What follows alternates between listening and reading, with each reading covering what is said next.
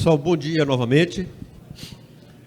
Muito obrigado aí pela presença de vocês, que abrilhantando a primeira apresentação aqui do último dia desse evento que, como eu disse, é um dos maiores, é o maior, com certeza é o maior, né, evento da Semana de Citricultura, da Expo Citros, com muita alegria, né, com satisfação que a gente vê isso acontecer.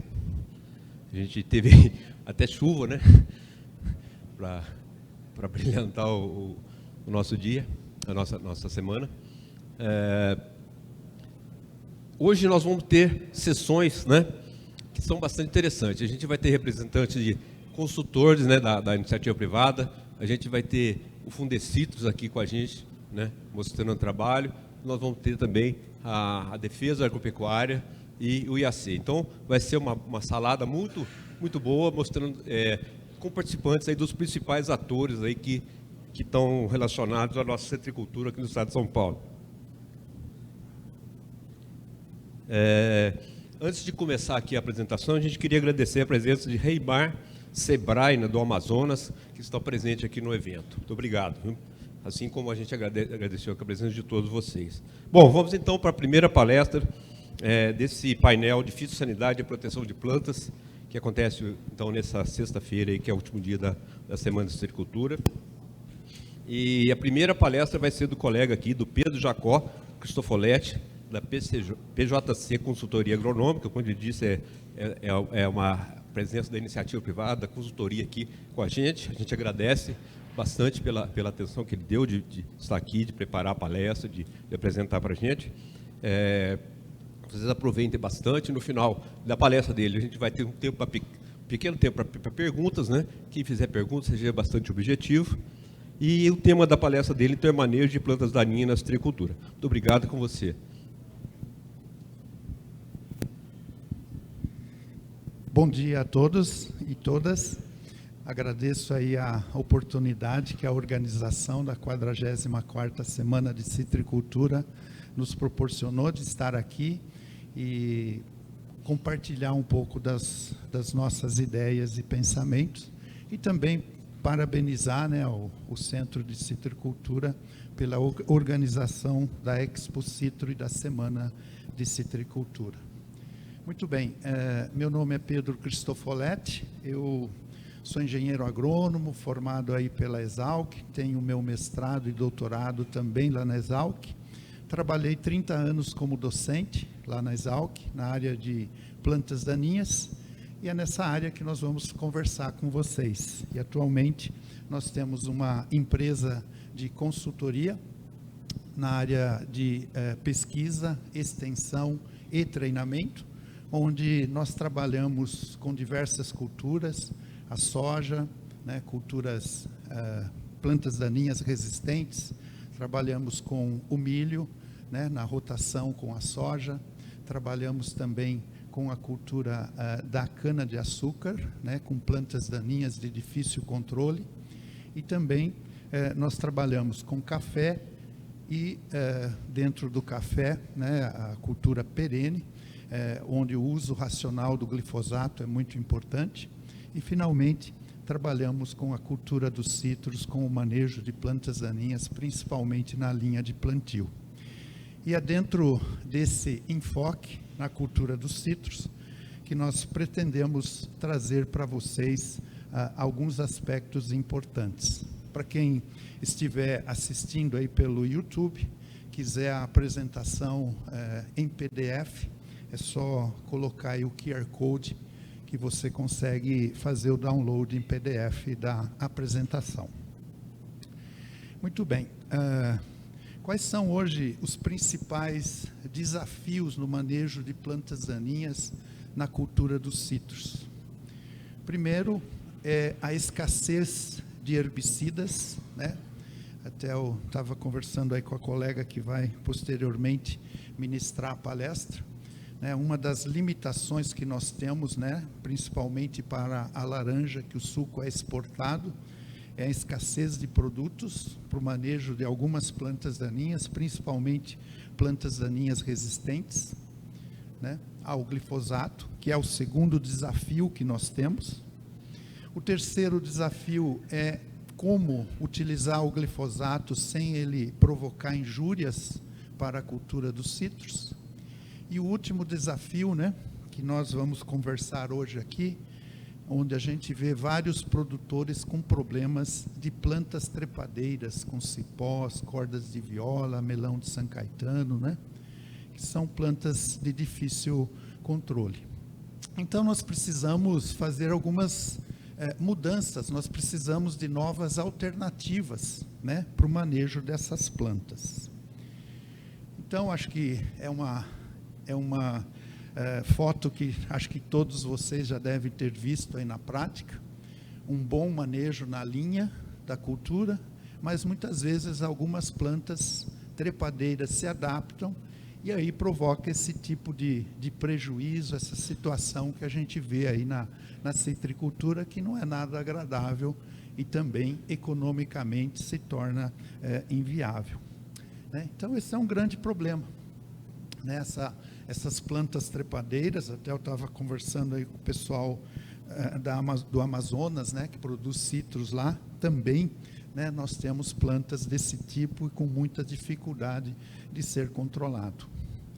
E a razão, né, da existência dessas plantas trepadeiras na citricultura e a sua dificuldade de controle, né, nas várias espécies de corda de viola, por exemplo, a sua razão principal de infestação é que essas plantas, elas se adaptam à palhada, né?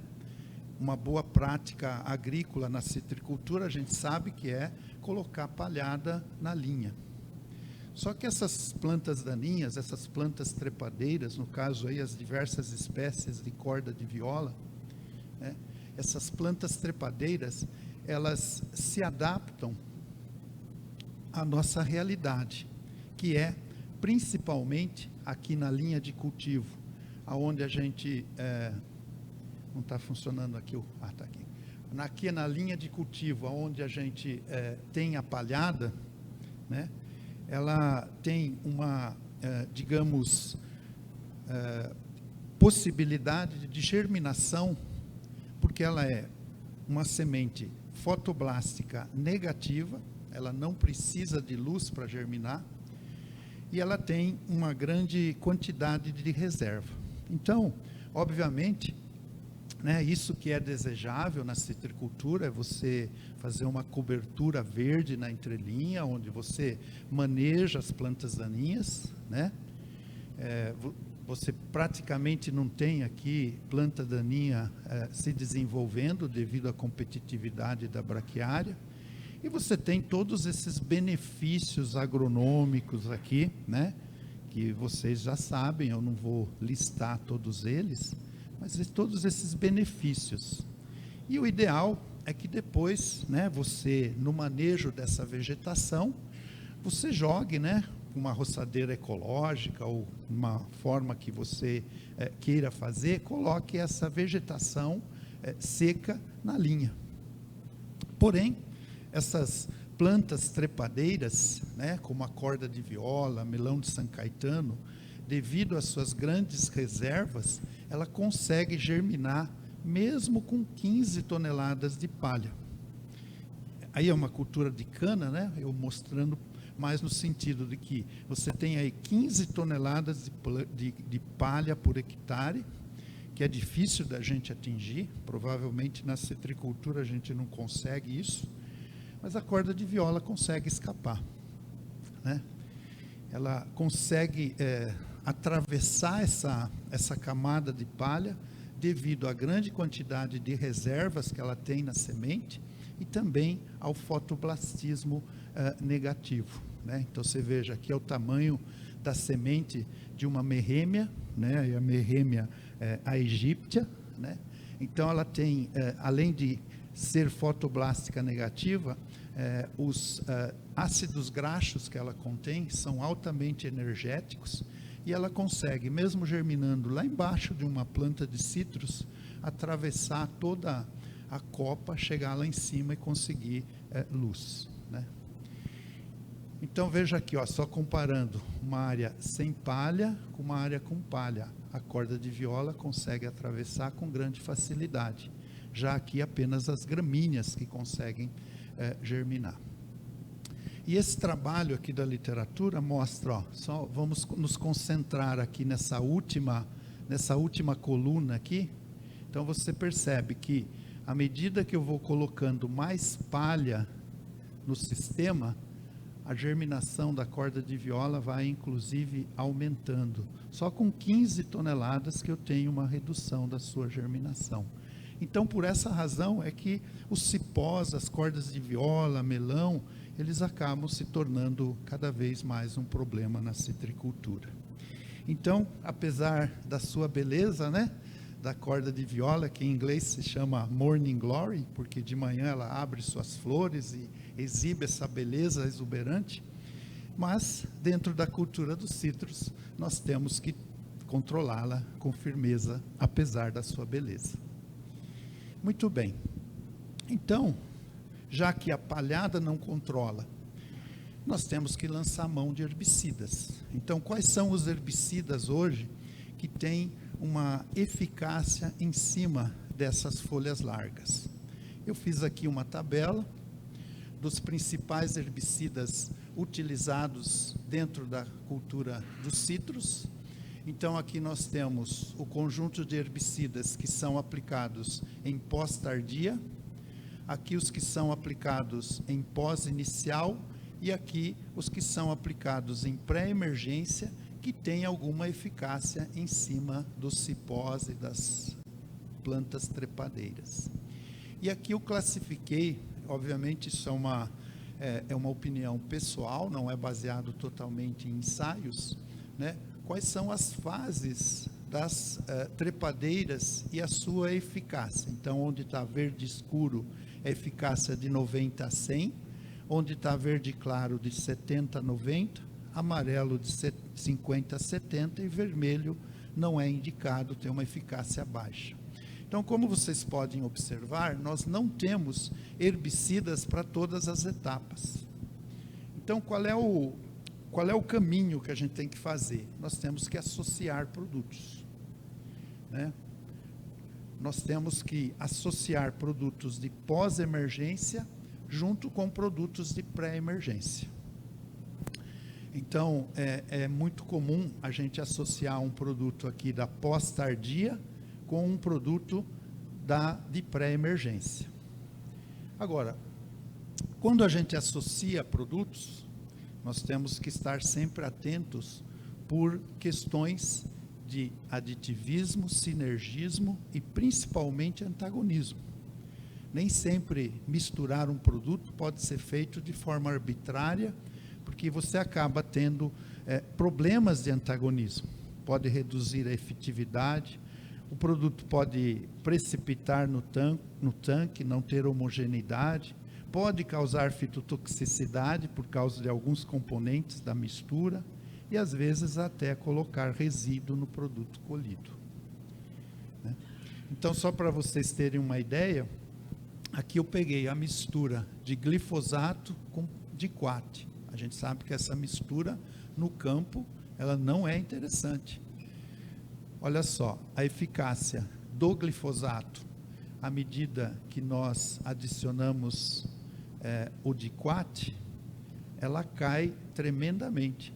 Ela até dá um início mais rápido, você aparentemente acha que está controlando legal, né?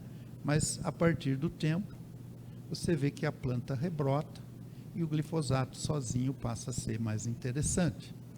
Então, veja, por exemplo, aqui, ó, glifosato sozinho, 20 dias depois da aplicação, 36 dias, e aqui o glifosato mais o diquat em mistura, até parece que teve uma eficácia melhor, mas com o tempo a planta rebrota e você tem um caso nítido de antagonismo. Então, nós não podemos misturar qualquer produto com qualquer produto, nós temos que ter um critério, temos que nos basear em pesquisas. Aqui um outro exemplo de antagonismo, né? Embora não seja em citros, esse aqui é em milho, né? Aqui foi associado atrazina, que é um inibidor do fotossistema 2, com glifosato. E a diferença nessas duas formulações aqui é que essa é uma atrazina de uma empresa e essa é a atrazina de outra empresa. Então, às vezes, até entre as formulações, nós temos dificuldades. Muito bem. Então, vamos ver alguns resultados, algumas receitas para isso. Uma situação muito comum é associar o glifosato com herbicidas inibidores da Protox. Quais são os herbicidas inibidores da Protox? Flumioxazin, saflofenacil e carfentrazone. Falando em nomes comerciais, né? Flumizin, Hit e Aurora. Essa mistura, ela é sinérgica, é muito interessante e acaba sendo uma mistura bem bacana para você controlar essas folhas largas. O que a gente observa nessa mistura é que a atividade da EPSPS, ela é aumentada, que é a ação do glifosato. Então, esses inibidores da Protox ajudam o glifosato. Agora, um ponto importante, você não pode usar doses altas. Não é quanto mais Flumizin, Hit e Aurora eu colocar na mistura, melhor o efeito. Tem um limite. A partir de uma determinada dose, ele começa a ser antagônico. Então, por exemplo, Flumizin, você não pode passar de 100, 120 gramas. Hit, você não pode passar de 50, 60 gramas. Aurora, o ideal é 80 ml. Então, esse sinergismo, na verdade, ele não é atribuído a maior absorção ao glifosato, mas sim a uma maior ação da enzima que bioquimicamente o produto provoca. Então, aqui só para vocês terem um exemplo, né? Essa é uma área de um produtor que fez a mistura de glifosato com flumizin, com flumioxazin. Agora, ele tinha gramínea também, então ele fez a mistura com o inibidor da cesiase. No caso aí, se eu não me engano, foi o Quizalofop, né? Então, uma mistura bacana. Você tem o efeito sinérgico do glifosato com o flumioxazin no controle de folha larga e o inibidor da cesiase aqui vai controlar principalmente as gramíneas resistentes ao glifosato. Muito bem. Outra mistura bacana que a gente tem visto para controle dessas folhas largas, embora aqui seja para a buva, né, não é para a corda de viola ou das plantas trepadeiras, mas a buva também é uma folha larga. A mistura de glifosato com saflofenacil e glufosinato com saflofenacil. Essa mistura aqui é bem bacana, né? Principalmente para controlar a planta resistente ao glifosato e controlar as cordas de viola, etc. Então, veja que interessante. Aqui nós entendemos que foi uma mistura bem legal, nessa dose de 25 gramas do ingrediente ativo, né, que vai dar 50 ml do HIT, que é o produto comercial, né, mais a dose de glifosato, que foi 4 litros por hectare, nós tivemos 97, 96% de controle. E aqui embaixo, essa mistura, a gente tem visto muito a citricultura utilizar. É o glufosinato, né, que tem várias marcas comerciais, né, o glufosinato com o saflofenacil. Foi 2 litros do produto comercial glufosinato, com também 50 gramas do saflofenacil, proporcionando aí um controle de 96% aos 7 dias. Isso aqui são germinações que aconteceram depois. Então, essa é uma mistura legal também. Glifosato com saflofenacil e glufosinato com saflofenacil. E aqui, um outro trabalho, né? Sempre eu coloco aqui o QR Code para quem quiser consultar o trabalho. Você tem aqui saflofenacil, no caso aqui foi uma dose um pouquinho menor, né? Mais 1 litro de glufosinato, né? Sal de amônio, mais 73 gramas de indaziflam. Essa é uma situação interessante, quer dizer, você está colocando o produto para controle de pós-emergência junto com o produto de ação pré-emergente, né?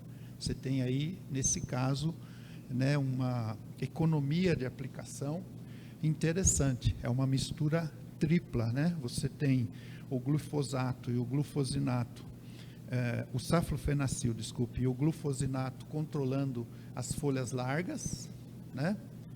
Principalmente, né? No caso aqui, provavelmente existia uma infestação alta de folha larga, mas o indaziflam que vai provocar, ou controlar, melhor dizendo, as plantas em pré-emergência, provocando aí um controle bastante interessante. Esse é um outro ensaio que nós fizemos, na verdade, essa foi a nossa empresa que fez, onde a gente testou essa mistura aqui, né, essa mistura comercial, chamada Burner. Ela tem flumioxazin, então 2 litros desse produto corresponde a 100 ml do produto comercial Flumizin, mais o equivalente a 1 litro de Diquat, que é o Reglone, né? 14 dias após a aplicação. Aqui nós temos um grande número de folhas largas, inclusive tem cordas de viola aqui no meio. Embora seja a cultura do café, mas eu acho que a gente pode extrapolar esses resultados para a cultura dos citros, dando uma boa dessecação. Na verdade, esses resultados já estavam assim 7 dias após a aplicação. Eu mostrei a foto aqui dos 14. Mas é uma alternativa bem interessante. Eu fiz aqui na entrelinha para facilidade de experimentação, mas na verdade, né, esse tratamento ele pode ser utilizado aqui na linha da cultura, tanto do café quanto dos citros, tendo um bom e efetivo controle, inclusive dessas plantas trepadeiras, a corda de viola aí no caso. Aqui também foi um trabalho bem interessante que nós desenvolvemos lá na Citrussuco, onde aqui em cima nós aplicamos o Falcon a 1 litro, né? Esse produto ele é a mistura de flumioxazin com piroxasulfone, ambos na quantidade de 200 gramas de ingrediente ativo por litro, e a gente viu aí um excelente controle, um ótimo residual. Se você quer um residual mais longo ainda, né, nós fizemos esse tratamento que manteve a cultura no limpo, controlando inclusive as cordas de viola, controlando as folhas largas de forma muito eficaz, onde nós trabalhamos com 1 litro de Falcon mais 150 ml de Allium, né, tendo um excelente desempenho. Um produto também que a gente utiliza bastante em outras culturas, cana-de-açúcar, café, soja, né, é o sulfentrazone, né? O sulfentrazone é um produto latifolicida, basicamente, com controle de gramíneas muito pequeno, mas ele pode entrar como uma excelente alternativa para a gente controlar as espécies de corda de viola, por exemplo, as folhas largas. Então, nesse trabalho, é um trabalho que fez parte da tese de mestrado desse aluno que está aqui embaixo, né? O Luiz Henrique. Então, ele trabalhou com a Merremia schizoides, com a Hipomea triloba e com a Hipomea aquamuclite. São 3 espécies de corda de viola. E ele fez várias doses. Essa é uma curva de dose-resposta desenvolvida no campo. Aqui está na escala logarítmica. Então, eu procurei colocar aqui o que corresponde a 1 litro por hectare do sulfentrazone 500. São várias marcas comerciais. O mais conhecido é o Boral, né? Mas tem outras marcas comerciais. Então, a gente percebe que ele tem um bom controle, e essa é a dose normalmente que a gente recomenda para citros, 0,8 a 1 litro por hectare, né? Teve um controle quase que total das folhas largas, né? Então, a gente recomenda, no caso aqui, o sulfentrazone também como opção de manejo, e pode ser associado com o Allium, com o Falcon, com o Flumizin, e comercialmente existe a associação dele com Diuron, formulado. Porém, se você trabalhar com Diuron numa dose maior do que ele é no formulado, se torna mais interessante. Então, trabalhar com ele isolado, junto com Diuron, porque daí dá para você trabalhar com 2 litros de Diuron e 1 litro de sulfentrazone, com uma boa eficácia sobre essas folhas largas, inclusive a corda de viola. E para fechar, e a gente ter aí uns 4, 5 minutinhos aí para perguntas, né? Eu mostrei isso aqui, vocês devem estar estranhando, mas a gente trabalha também com eucalipto, né? Com a cultura do eucalipto. E um dos grandes problemas na eucaliptocultura é você eliminar a rebrota, né? Quando você vai faz o abate da floresta e você vai reimplantar uma nova floresta, você não quer que o toco do eucalipto, a cepa que sobra na área, rebrote. Então, o que a gente tem recomendado? Essa pessoa aqui, ela está aplicando glifosato no toco do eucalipto, num prazo máximo de 12 horas depois do abate da árvore. E esse glifosato é absorvido pelo floema, né, que está aí exposto, e controla a brotação do eucalipto de forma satisfatória. Bom, por que eu trouxe isso? Se nós temos aqueles cipós, né, aquelas plantas perenizadas, além da corda de viola, né, tudo isso que eu falei até agora é mais para planta trepadeiras proveniente de sementes. Mas vocês têm várias espécies aí de trepadeiras que são perenizadas, que não adianta você cortar ela lá rente ao solo, né? Contratar pessoas, que é caríssimo para fazer isso, né? Até alguém estava me falando aí que um ônibus de 35 pessoas custa mais de R$1 milhão por ano para você manter fazendo esse serviço, né? Então, talvez o que você pode fazer é cortar essas plantas perenizadas e pincelar ou aplicar o glifosato imediatamente depois do corte. Alguns têm ferido o caule dessa planta e aplicado o glifosato no ferimento, que ele é absorvido e acaba matando. E tem mais alguns corajosos aí que acabam aplicando alguns herbicidas auxínicos, como o fluroxipir. É possível, mas não tem recomendação. Aí você faz a custo próprio e coragem, né? Muito bem.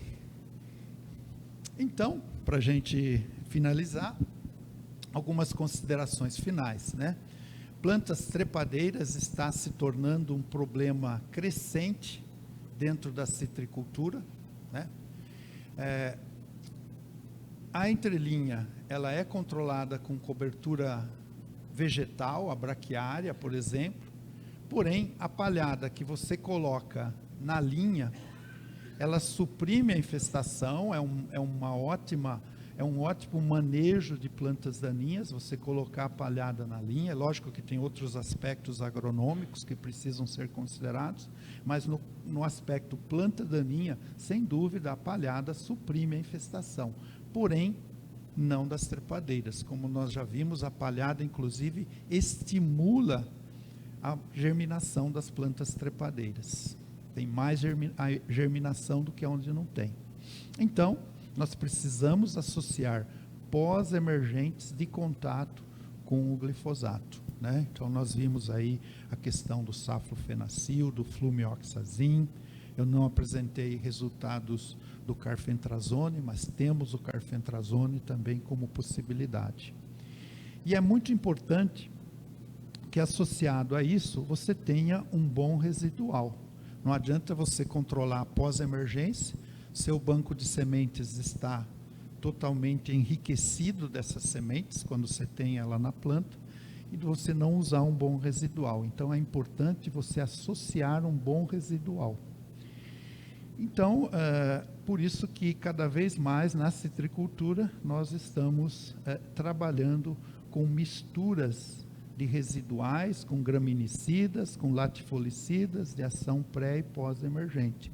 Situações até com mistura triplas ou quádruplas. Não adianta você querer controlar só com um herbicida.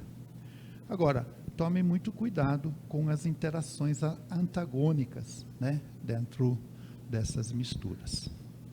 Muito bem, era isso que eu queria falar para vocês. Só gosto de finalizar com essas duas frases do saudoso Dirceu Gazen, que era um fisiologista, que dizia para o produtor com muita propriedade: o que é caro na citricultura ou na agricultura?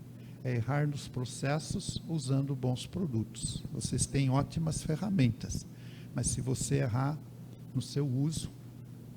E, finalmente, o que é barato? Barato é isso que vocês estão buscando aqui: conhecimento, fazer as coisas na hora certa, fazer bem feito, capricho, e principalmente uma coisa que o citricultor tem muito, que é paixão por aquilo que ele faz. Muito obrigado. Muito obrigado. Obrigado por você ter cumprido o tempo. Sua palestra foi muito boa, inclusive com digital praticamente, a pessoa consegue obter informação. Nós temos tempo aqui para uma pergunta, tá? Se alguém tiver uma pergunta que possa ser bastante rápida, nós temos um colega aqui, então vou passar para ele. Você, por favor, usa o microfone lá. Bom dia a todos. Onde quer? Aqui. Bom dia, meu nome é Antônio Walter, sou produtor de tangerina, poncã e laranja no sul de Minas, Perdões. Certo. O que você falou ali a respeito da eliminação do toco do eucalipto, eu posso fazer isso no toco da poncã, no caso que a gente, ultimamente, infelizmente, tem erradicado bastante planta no meio do Promar em função de contaminação com greening. Sim. Eu creio que possa, mas aí qual a dosagem? Eu posso replantar de imediato, não vai ter perigo de contaminação, resíduo, que vai intoxicar a planta nova, e a dosagem do glifosato para fazer isso? Sim, você pode fazer, não há qualquer interferência negativa no sistema radicular. O glifosato, embora ele tenha uma certa exudação radicular, ele sai da raiz para fora, mas quando essa raiz está radicada no solo, sedimentada, ele não consegue sair do sistema radicular e ir para outras raízes, porque a argila é matéria orgânica, devido à presença do fósforo na molécula de glifosato, não tem qualquer mobilidade. Então, no caso dos citros, do eucalipto, a gente planta a mudinha do ladinho da planta onde você aplicou o glifosato e não há qualquer interferência negativa, né? Então, você pode aplicar hoje, plantar a sua laranja ou replantar, né, se você está replantando amanhã. E inclusive, e a dose que você pediu, né? A dose a gente tem trabalhado com 2% de glifosato no tanque, procurando molhar bem o caule para fazer esse controle. Ok? Obrigado. Muito obrigado. Mais uma vez agradecer aqui ao nosso parceiro pela colaboração com a gente, o Minas da Citricultura. E nós vamos colocar aqui, pedimos para colocar o primeiro slide para vocês copiarem o QR Code da palestra, né? Que foi pedido pela Miguel. Então, obrigado, pessoal. E ele vai estar disponível aqui no intervalo, vocês podem pegar ele pelo pé aí e espremer um pouquinho, tá? Infelizmente, nós não tivemos tanto tempo aqui para a gente explorar ele agora.